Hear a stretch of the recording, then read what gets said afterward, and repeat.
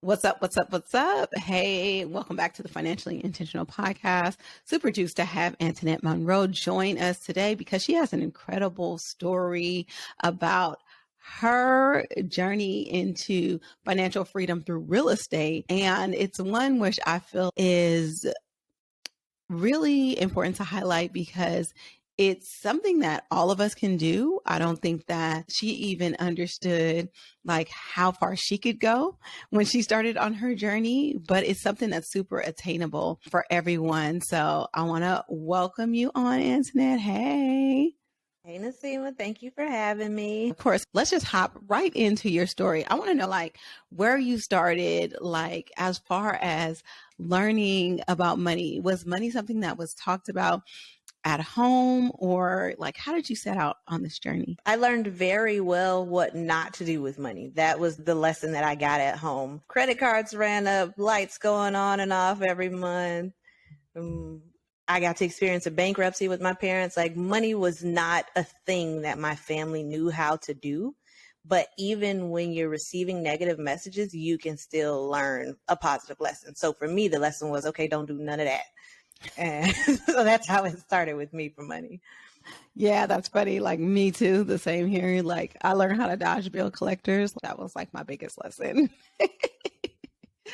So what caused you to make that transition into real estate, or was that your first foray into kind of investing? Yes, but it was totally unintentional. I was just trying to be smart with money and make like good money decisions and not repeat the things that I saw growing up, doing the right thing, saving, not spending more money than you had, living within or below your means. So I was just doing smart stuff. And a part of that, I thought that the right thing to do would be to purchase a home because you'll be building equity and not giving away money at rent. When I initially made a purchase, it was just like, this is the next smart thing to do with money because it's some form of investing, still not really understanding anything about it, but this is what I should do.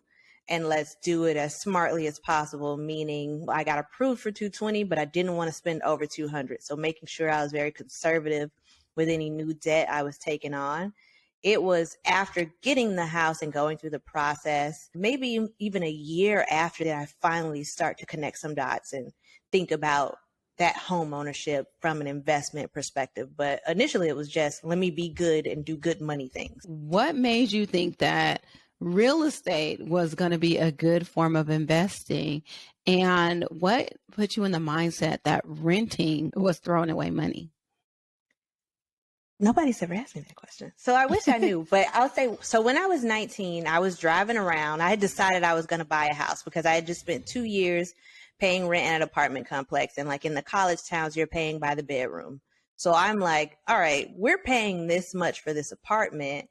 I feel like that money's just going away because once it's out, it was gone. And I was very much a money hoarder. I wanted to save everything. So it pained me every month to write that check and it just be gone and nothing else would happen after it.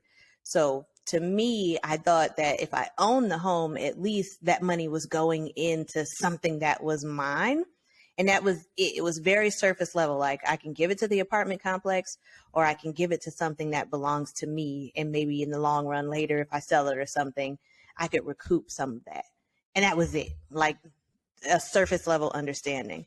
So I actually purchased my first home at 19. I was in college because I had this bright idea of I'm not going to pay rent no more. Of course, I'm 19. I don't have no money. So the second half of that was to convince a family member to put this home in their name, promising that I'm going to make all the payments every month and deal with the maintenance and be responsible for it. But could they just get the loan for me? And fortunately, my sister was able and willing to do that. So at 19 was the first purchase, and still it was just, to me, the smart money thing to do. Like rather than throwing money away or giving money away at rent, I'm keeping it in some way, but I still didn't understand anything about real estate investing.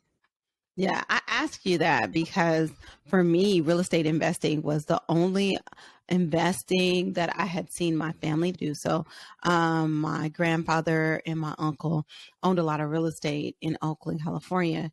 And so like that was, sometimes you don't know what's possible for you unless you see other people do it. And so that's all I knew about investing was real estate investing. I knew, of course, you know about the stock market, but you think maybe that's for other people, like, and don't really understand that aspect of investing. And yeah, for me, it was like, it was real estate or nothing. And I didn't buy my first property as young as you, but I still bought my first property like in my early 20s. I think I'll that say then, if the uh-huh. family is the example, like I lived in the same home my whole life, and my parents, to the extent of what I knew about real estate, I knew that we had always lived in the same place and we didn't pay rent to anybody. We owned it. So that was probably like the foundation of that. I should own something versus paying rent. I can understand that. And that's very interesting. Even though you experienced your parents going through a bankruptcy, they still had their home. So that is another kind of money lesson. Like, at least we have this, right? But also what's very interesting that you brought up is that you had a family member that was ready and willing and was able to help you get your first property. Like, that is something that a lot of people don't have access to, but something that you took full advantage of. And I think that is incredible that your sister was able to help you out at 19, get your first property. Walk us through what that first property was and how you managed to pay for it, even though, like you said, you didn't have a lot of money at 19. Yeah. So fortunately for my sister, we're all first generation college, but she is 6 years older than me. She got to go through college first, go through law school, and she was a lawyer at that point. Sister jackpot a little bit. But that property, I found it randomly. Like I saw it on the front of those for sale by owner magazines that used to be at the gas station. And I thought it was cute. And so I picked up the magazine and kept it with me like, oh, this is cute. I have a lot of free time. I'm in college, so I'm riding around. Let's go look at it. No real thought, just saw this in the magazine, thought it was so cute that I actually wanted to go look at it. And then in meeting the owner, she was just like some little old lady that really wanted to sell her house and so personable and really wanted to make this happen for me that she gave me the keys the first 8 weeks. No contract, nothing. She just gave me the keys. And I'm like, okay, I guess I'm buying a house. I got the keys now. So it was weird. So when I talked to my sister about it, she was familiar with the living setup in Tallahassee because I was living in an apartment with 2 other roommates and we were all paying the rent collectively. So I was like, we could do the same thing. We could buy this place. I rent out the other room and then I pay for the portion. And so the mortgage would be covered. You don't have to worry about anything, just get the loan. And I had been saving my net check. So I thought it was a lot of money. I had $6,000 in the bank. I'm like, boom, I got all this money. I can furnish it. I can do whatever needs to be done. Just get the loan for me. No awareness of the down payment requirements, of closing costs, nothing. Just thinking all she had to do was show up and sign and it be against her credit. And then we would be all good. But it was a for sale by owner sale. So a lawyer moderated it. My sister signed for it, did the application, all of that stuff. So I didn't have any awareness of that part. I just showed up at closing with the keys I already had to just be a presence once this got done. So it was really that simple. But this was also 2006. So still a little bit in the wild, wild west of real estate before the market crash happened. Like everybody was still naive. Banks were still flexible and we could move a little differently then. Can you walk me through the process, like how much that house cost? And then did you eventually take over or refinance in your own name and what that looked like? So the house cost $95,000. And when we were done with closing costs, let's say the total was like $104,000. It appraised at that time for $125,000. So we thought we were savvy and smart and we bought this thing and there's some equity in it. So it's a good buy. I was working for like a small business owner locally in Tallahassee, and we had rental properties and we're building some new construction. So I was familiar with how to get stuff fixed up in the house. So my dad came up for a weekend. We like repainted the cabinet doors. He fixed up the bathroom for me. I hired some guys to put some tile in with some discount material I had found on one of the job sites. So just little touch-ups. Not that much. My little $6,000, I did what I could with it. I did a lot of painting myself. I would show up to class a lot of times covered in paint because I wasn't good at it. But we made it work. But then 2008 happened. And what we didn't understand when we purchased that home at 2006 was the storm that was brewing that was coming for us. And then 2008 happened and it all hit the fan. I've graduated and moved away and rented the place out, but we were never able to make enough rent to cover the total mortgage. So monthly, I always had to add something to it.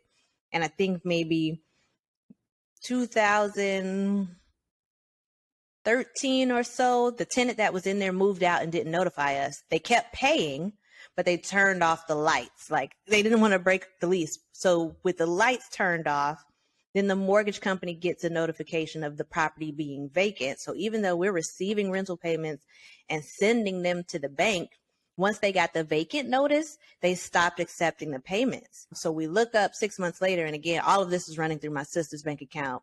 And she's not the best with money or being like attentive to that. So a long time went by before we realized they weren't accepting any of the payments. And by the time we did notice, they had already started the foreclosure process. Wow. We lost that first house to foreclosure. Wow. And just to backtrack, because I don't think this was covered, but who ended up paying like all the closing costs and all the fees associated with buying the house? My sister. I didn't even know those costs existed. So she ended up eating those costs. But in 2006, they weren't as high. Like, you didn't have to put as much down. So it was just the closing costs. I think she was able to not put any down payment down. Okay. Perfect. So you guys end up losing that house, but you had already moved away. When you moved away, were you renting or did you buy another house? I was just renting because I was moving like with a job in a temporary location. So I didn't want to put any roots. I was relocated to Memphis and I knew I wasn't going to stay there. So I rented for a while between renting and staying with family. After that home was let go, I didn't buy another home until 2015. So there was a pretty sizable gap, nearly 10 years before I considered a real estate purchase again. And what was your next purchase? The next purchase was my home in Orlando. And this was the game changer home. It changed everything.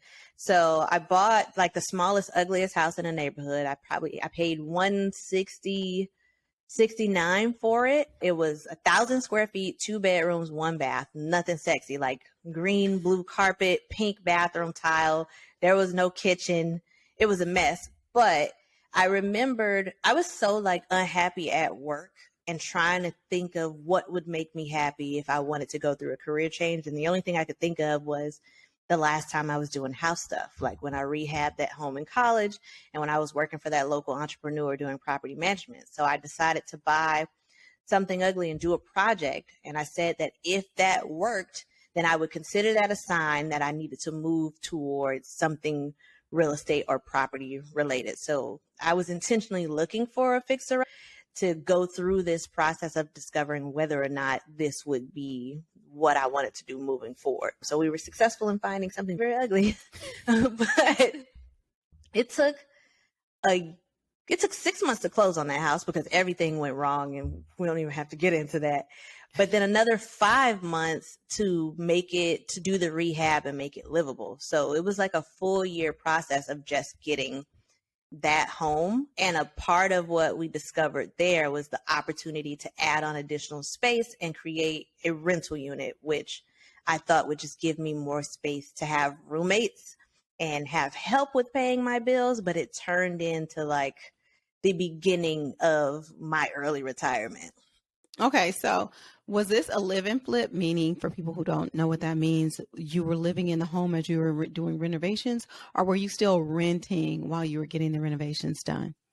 I was not renting. I was living with my boyfriend's mom because I wasn't prepared for the live and flip life, like that level of dust and mess. It was not possible. But so we just lived with family in the meantime and would go over every day and do work on the house until it got to a point where we could move in. Well, that's important because you weren't duplicating expenses at least. I would have been renting. I put the contract in April. We were supposed to close in June. The seller died the day before closing. And then 2 rounds of probate later, we finally closed in November. So I would have rented had I foreseen all of that, but I canceled my lease when I put the contract on. And so that just happened. Wow. Okay, I see what you mean. There was so many things that happened, and going through that probate process was a lesson in itself, I'm sure. But you said like this property was a game changer for you. Tell me what happened in this property that set you on the path to FI. Well, in those many months while I waited to close, I got the bright idea to close in the screened in patio, and the carport. And it was big enough for it to be like a 1-bedroom apartment. So I was like, okay, cool. I can add on to the house and increase the value of this property that I got for so cheap, but also it'll make it a more comfortable situation to have roommates and have help with the bills and then to pay back all this debt that I'm racking up doing all this stuff to the house.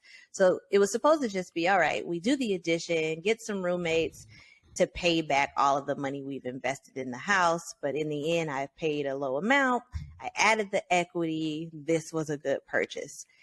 Once the addition was complete, I probably overdid it with too nice finishes for a rental. So then I ended up moving over there instead of staying in the original house like the plan was. And rather than getting a roommate, I tested it out on Airbnb. I took 3 reservations just to see what happened. And after the first one, I walked back in the house and it looked like nobody had been there, but I got like $500 in my account. So someone was here, and it just seemed so easy to just put something up on the app and let it work itself and then collect the check.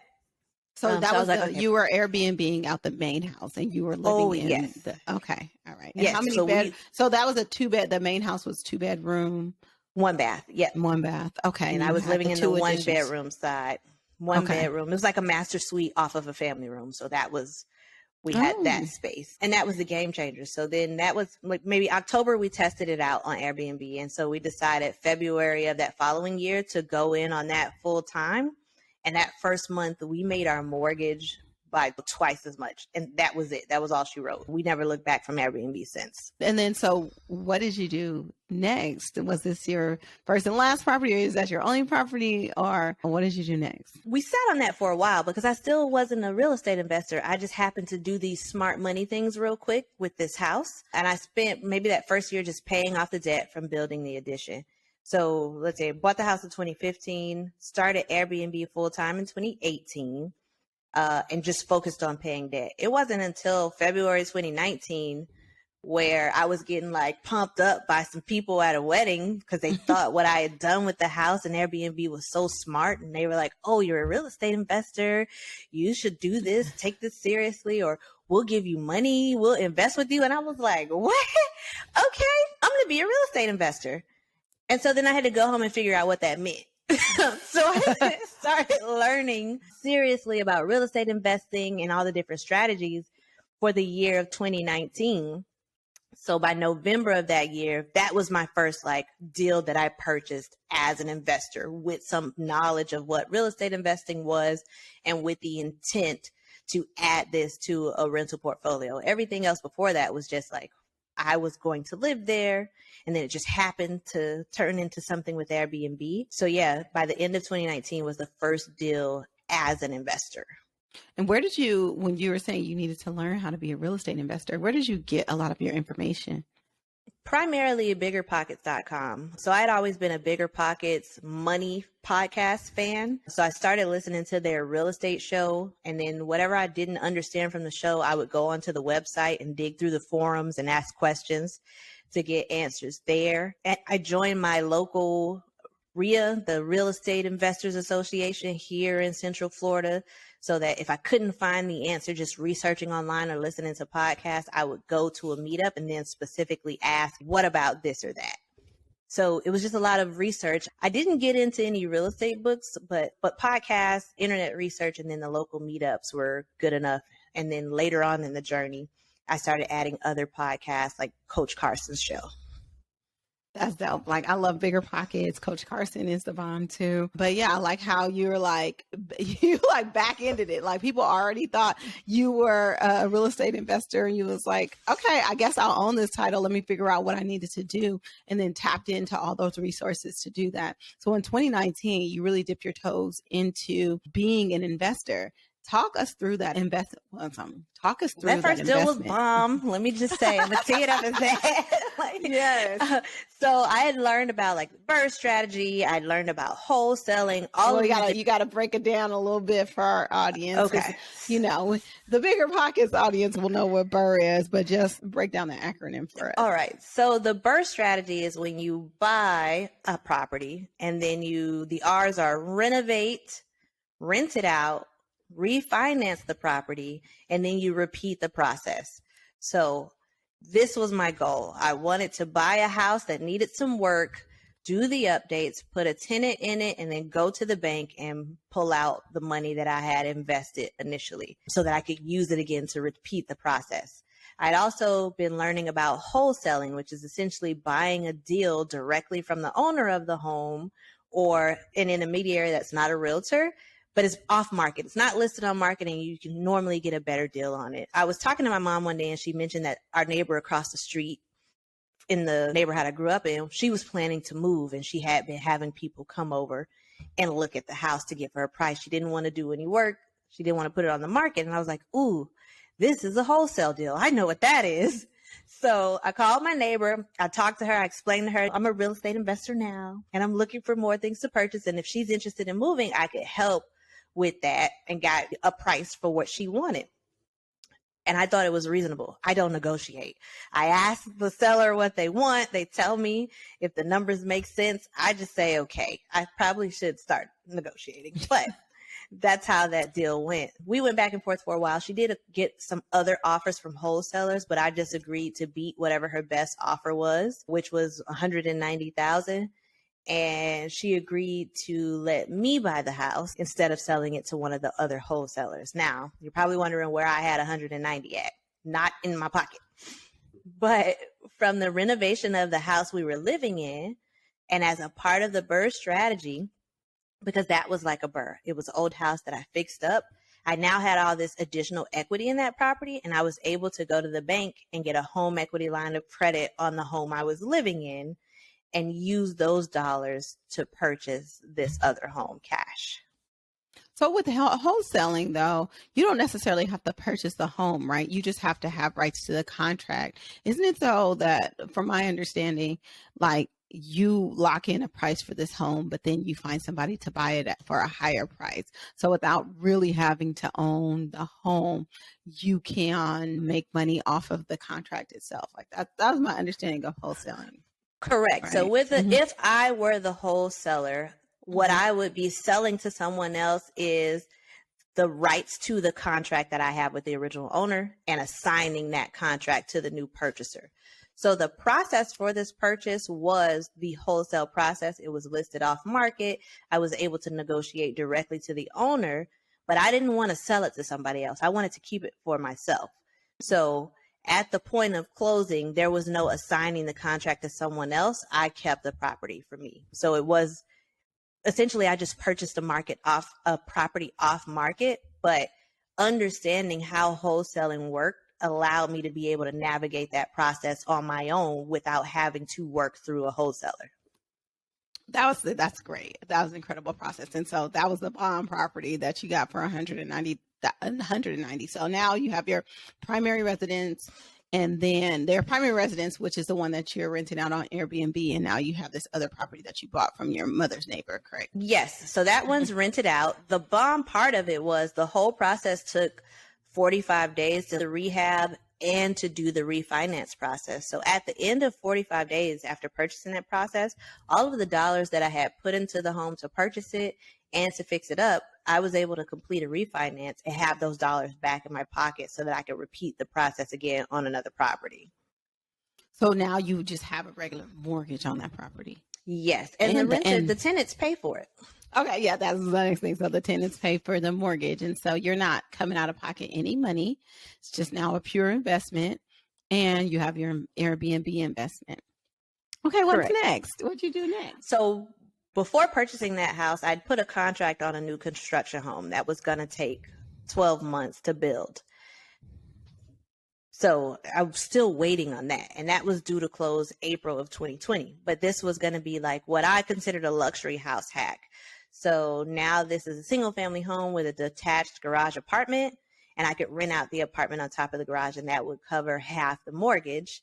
And then any of the other rental properties would cover the other half. So I could move to a brand new home, have more space in a nicer neighborhood, and not have any cost to live there, essentially. So that was the next deal. I spent a year saving money because I didn't have that down payment. So again, I'm calling family members. This time it was my brother-in-law that loaned me the money for the down payment until I could pay it back.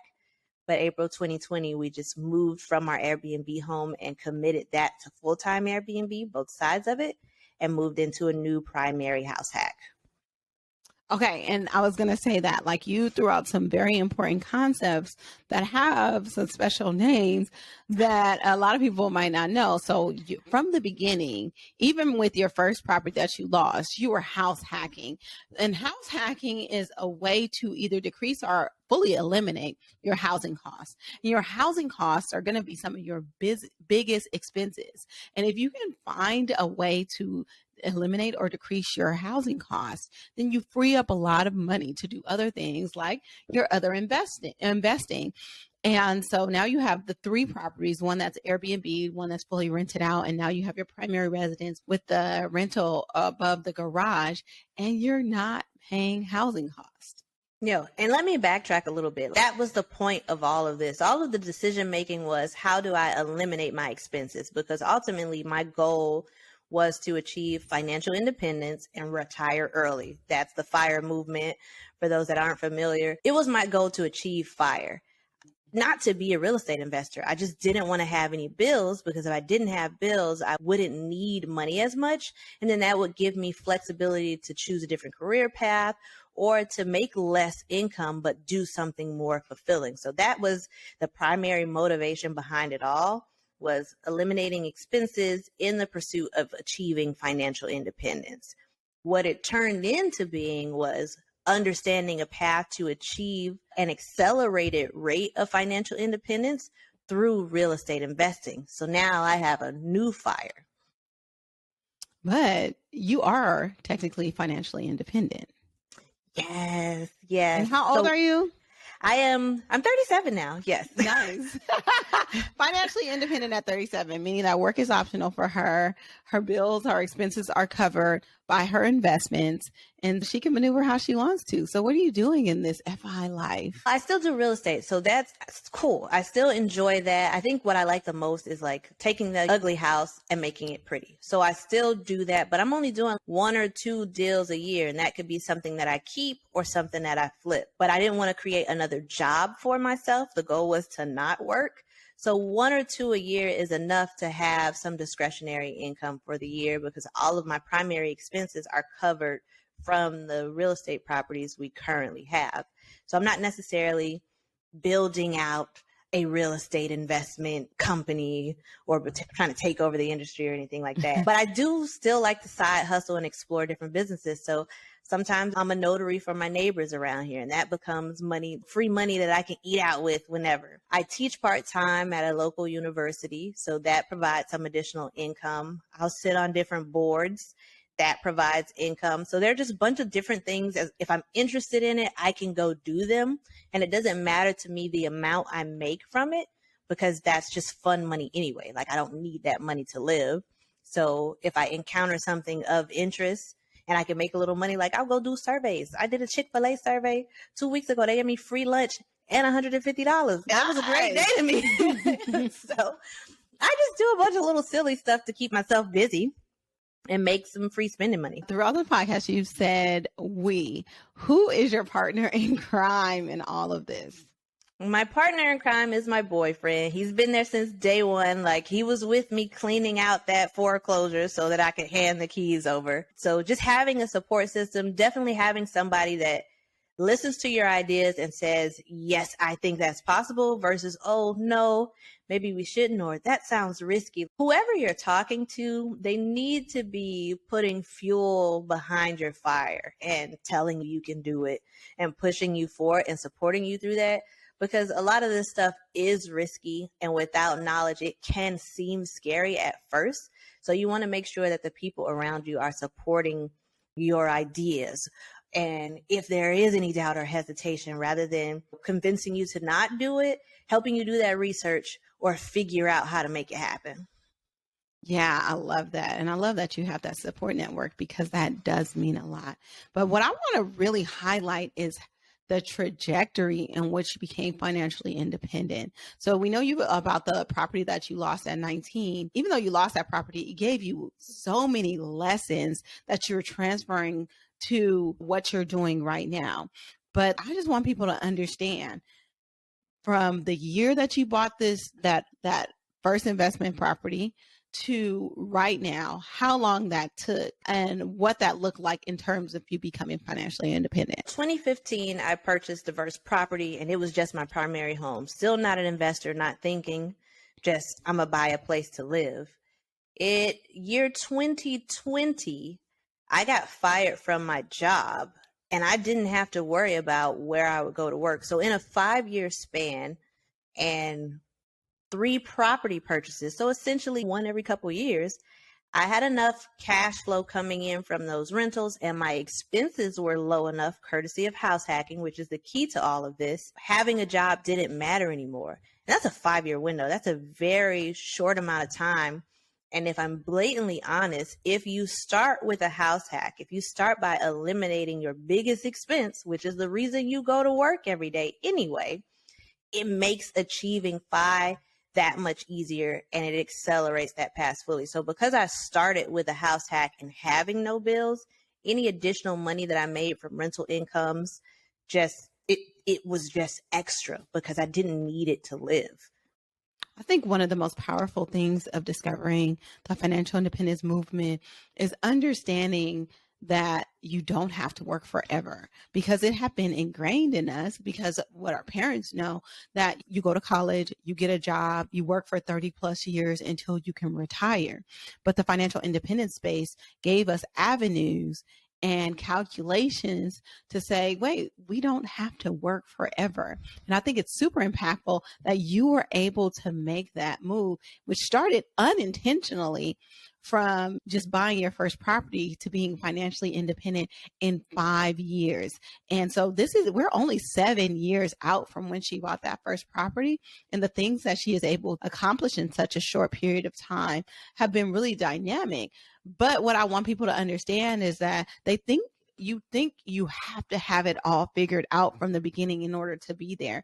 But you just kept on learning and kept on growing. You took the first step, and then you realize, oh, okay, like this is something. Let me take the next step. And then let me learn something. Let me continue to learn. Let me be in spaces where there are people that are doing things that I aspire to. And I'm going to keep on learning, and I'm going to keep on implementing those things. And what that does is it compounds your knowledge and your experiences so that financial independence is not something that you have to wait 30 years for when you get pension and retirement. It becomes something that's attainable in 5 years for you. You're absolutely right. I had for people who are like, I don't know what to do. So what? Don't matter. I ain't know either. That is not a hindrance. And when you first get into the FIRE movement, it was very intimidating for me, because the traditional path to FIRE is to save every single dime until you have several million in the bank, and then you can retire then. Thinking that I would have $1 million in the bank one day or in an investment account was so far beyond my purview. That didn't seem like reality. So even though I was pursuing FIRE, I couldn't connect to the traditional FIRE movement because I didn't understand where I was going to get $1 million from to have in my investments. So that's why I focused more on just eliminating expenses, because I understood how to do that. And that became my secret sauce. And just in eliminating expenses, I discovered travel hacking, using rewards points from programs or loyalty programs and credit cards to be able to afford to travel. So even though I'm pursuing FIRE, I'm still living and enjoying life and able to travel because I figured out how to travel for free. So every time I can erase a cost or an expense, like I don't have a gas car anymore. I now have a hybrid that I can get around the city on all electric before it switches over to gas. So for me, if I can make the expense go away or find an additional source of income to fully cover it, which is what the rental properties do, my need for money looks a lot different without compromising quality of life. Like I don't feel like I'm a minimalist or I'm having to sacrifice or have less of anything. I still feel like I have the full experiences and access to certain quality of things in life while not spending any money to have any of it. And I think that's important. And what I really want to highlight is what people can do. And the number one question I get is, how do I get started? And I tell people how to get started, but the difference between what you did and what most people do is that you just take action. And two things I want to highlight is, number one, you didn't do it without making mistakes. Talk about some of your big mistakes and lessons that you learned from those mistakes along the way. I take all mistakes with love. I'll say, if I think back about things I wish I knew about differently, like with that first purchase, I wish I would have known the benefits of using FHA versus conventional, right? That was extra money that I did not have to spend on a down payment, but I didn't have the full knowledge or understanding of what FHA was. I didn't understand lending the way that I do now. I'll say the money that was spent to do the addition, I probably spent $20,000 more than I needed to because of the contractor I was working with not being mindful of their expenses. So through that process, understanding that I needed to vet the labor I was hiring better so that they weren't costing me money. With my home equity line that I initially used to purchase the first investment property, I attempted to use it a second time. And through that process, it got closed. So I lost a big bucket of money that I was supposed to be using to purchase things because I didn't understand the parameters for that lender. For them, the moment I moved out of that house, they didn't want me to have access to that home equity line anymore. I didn't know that. I thought once it was open, it would stay open and exist, and I could use it at will. So there's always something through every single project or purchase that I just didn't know and didn't find out until after the fact. But I just accept that. There's always going to be something that I'm not going to know and I'm not going to find out until I experience it. And so if I can just accept that as fact, I don't need to be afraid of it or worry about it. Okay, this gonna happen. Proceed. Exactly. And there are things that you learn and then you build off of because it's going to help you later on. I think that people are afraid of failure as opposed to taking those failures and using them as lessons. And I think we're so afraid of failure that we just are stagnant, and it's to our own detriment. And so that's why I like to highlight the things and issues that come up, because it's not a linear path. Like, you just don't decide something like, oh, I'm going to be in real estate and all of a sudden be super successful without making mistakes. The second thing I wanted to talk about, go ahead. So define failure, because that was probably the first thing I did. Was what is my worst case scenario? If I screw it all up and everything goes wrong, what is the worst that will happen to me? And what it boiled down to was I would have to move back in with my mom.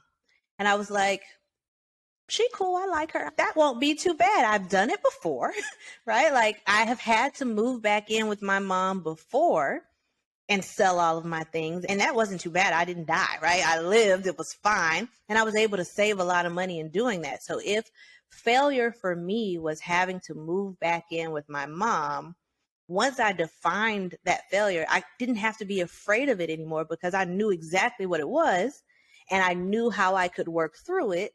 And also, it wasn't going to be that bad because I like her. If you can define, and that's the whole thing. And a lot of times, like, people's failure is sometimes going back to working a traditional 9 to 5 or going back into a corporate world. And it's just, guess what? Like, your worst day is most people's every day. So, like, why are you afraid to take that leap? And so I thank you so much for highlighting that. And I love that term, defining your failure, and then looking at it like, okay, like, it's not this unknown, because some people is like, oh, I'm so scared of the unknown. But let's take the unknown out of it and say, what would happen if, and then put yourself in that situation. So I like that exercise that you do. Another thing I hear when it comes to house hacking, because I'm a house hacker and I love house hacking, I don't want roommates. I'm too old. I don't want to live with someone else. How do you approach that? I think creatively. So that original home, when I built that addition, I designed it so that I would have maximum privacy and separation. Basically, I kept a door in the middle of the house. And if that door is closed and locked, there are no shared spaces or interaction between the two areas. And just about anybody that has a family room and their master bedroom is off the family room, if you drop a door on your family room and that separates the rest of the house from your family room and master bedroom area, you just gave yourself some privacy and you're not sharing spaces with other persons. You can also do a home with a garage apartment, which is what we live in now. You can do a home with a mother-in-law suite, a casita, a pool house in the backyard. You can buy a duplex, triplex, quad. So the type of home you would buy depends on the level of privacy and separation you require. Yeah, and I rent out a room in my house, and people are like, "Oh my God, how can you do that?" I have small kids. I rent out my room to nurses. Nurses are background checked and screened, and most of them become like family to us. And it's every nurse, it's their own separate like level of involvement. Some of them I never see. Some of them just go in their room and then that's it. And some of them, like I said, they come to my family events and they become part of my family. And I think people just are so afraid of discomfort. And I posted about this the other day. They're so afraid of discomfort that they don't put themselves in situations that can really impact and change their lives for the best. And the thing is that to me is uncomfortable. So pick the level of discomfort. Like being broke and being stuck is hella uncomfortable for me. I'd rather move out of a place where there might be some temporary discomfort, but I ultimately know the long-term gains of that. And so just giving people a little bit of perspective and different options. And the thing is that what Antoinette is saying and what she has gone through might not be the path that you want to go on, but I bet you there's something and a lot of things you can take out of this and implement into your life to make yourself better. And so I thank you for sharing your story, because I love to give people different perspectives and know that at the age of 37, Antoinette is financially independent because she just chose to take imperfect action. And if we got out of our own way and took those imperfect actions, we can be there. And most people on the path to financial independence from day one until they get to financial independence on average is 10 years or less, which is a third of the time that you would be in a corporate world if you just stuck to the plan that our parents had for us. So just put that in perspective. Yeah. And I like to say, weigh the scales, right? Like on one end of the scale is that end goal that you want, whether that's not working a different job, starting a business, pursuing a passion. There's that thing that you want. And if you define your why and that connects and resonates with you deeply, when you weigh that against, I'm going to have a roommate for a short amount of time, but it's going to allow me to get to my why in a shorter amount of time, which one am I going to choose? I can deal with this roommate. I can deal with anything for 2 years. Let me get a 2-year roommate situation, because that's going to put me 4 years closer to my ultimate why. So it's weighing the scales of discomfort. Like, what are you willing to fight for? And for me, I was willing to fight for my freedom. I was willing to be uncomfortable for my freedom so that I could live the life I wanted to live. So if that meant temporary 5 years of doing a couple of different things, learning new skills so that I could be free for the rest of my life, that was worth it. Yes, I love that. Worth it to me. And talk to us about what you're working on now. Right now, we are still operating the Airbnb business, but within the city of Orlando, regulations have changed where certain areas, or the areas we started, you can't Airbnb unless you live there or unless a host lives on site.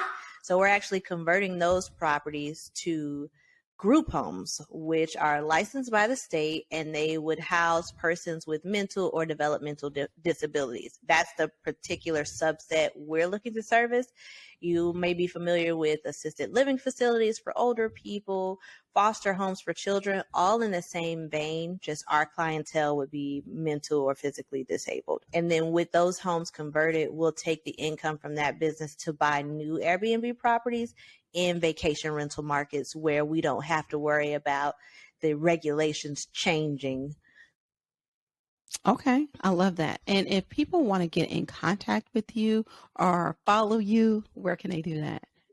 They can follow me on Instagram at Fearless and Free Fi. That's Fearless and Free FI, where I'm trying to do a lot more about sharing just the lifestyle, the travel hacking, the house hacking, renovations, the birth strategy, all of that on that page. And then I have some free resources on the website as well, and that's fearlessandfreefi.com. So there are a couple blogs and how to, if you're interested in starting real estate investing or Airbnb hosting. And if you guys want to hear more about Antoinette's story, she has one of the top downloaded Bigger Pockets episodes ever in history. And if you know about Bigger Pockets, you know that is a huge platform. So go on, sister, for go ahead and breaking those. So yeah, hear about her there. Y'all better not sleep on Antoinette. But it has been my pleasure for you to join me in my little platform. Your big platform. What you talking about? To share your story, because I know people will be inspired. So make sure you guys reach out to Antoinette. All the links will be in the show notes, but she is someone to watch because she is changing the game in real estate. So thank you so much for joining me. Thank you so much for having me. I'm super excited to be on this big platform. Okay. She is super humble, you guys, but she is doing amazing things. So I appreciate you once again.